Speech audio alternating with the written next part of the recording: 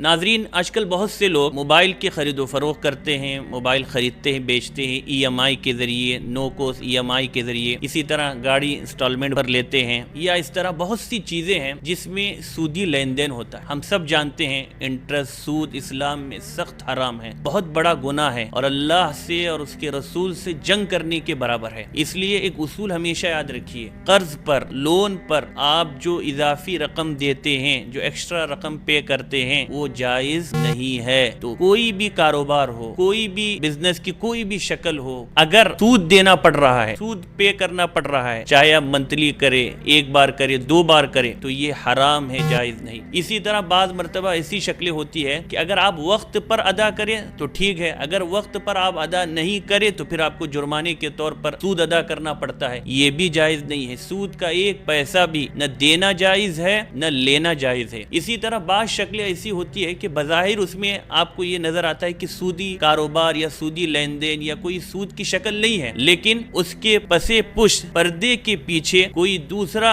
آدمی ہوتا ہے یا بینک ہوتا ہے جو اس سہولت کو تو دے رہا ہے، لیکن دراصل وہ سہولت سود کے ذریعے ہی ادا کی جا رہی ہے۔ تو ان تمام چیزوں کا ہمیں خیال رکھنا چاہیے، خاص طور پر گاڑیوں کے سلسلے میں یا موبائل کی خرید و فروخت جو ای ایم آئی یا نو کوس ای ایم آئی کے ذریعے ہو رہی ہے پر ہمیں غور کرنا چاہیے اور حلال اور جائز طریقے سے ہی لین دین اور کاروبار کو کرنے کی کوشش کرنی چاہیے۔